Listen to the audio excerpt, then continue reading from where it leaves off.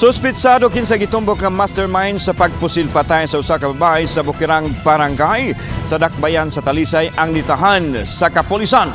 Nahangyo sa mga kabanay ang sospek nga mutahan, hinungdan nga kini anana sa kustudiya sa kapulisan. Gipasaka og kasong murder ang tulo ug gilagway ang kaso nga case closed. Ani ang report.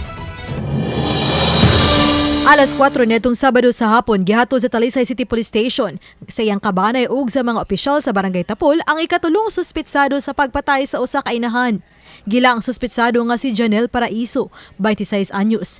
Si Paraiso mo'y gitudlo sa duha ka mga unang didakpan nga mo'y utok sa pagpatay kang Emerina Barrias, 46 anyos netong June 21 sa Barangay Haklupan, Dakbayan sa Talisay. Matudi Police Lieutenant Colonel Randy Caballes nga nahangyo ra sa mga kabanay ang sospek ug gingong nakonsensya kini sa nahimong krimen. Hinungdan nga nitahan na kini sa iyang kaugalingon. Unang nasikop nitong June 21 sa gabi ang 17 anyos nga lalaki ug niadtong June 23 mitahan usab ang ikaduhang suspitsado nga si Paul Abella.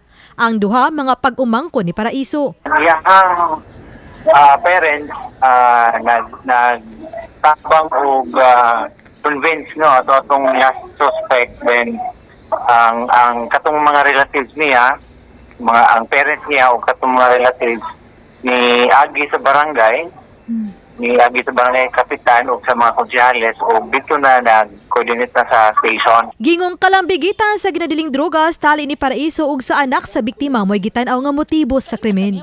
Ang initial na to information based to sa statements of other suspects is ang illegal drugs.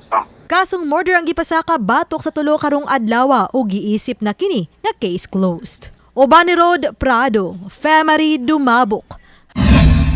Balitang Bisdak.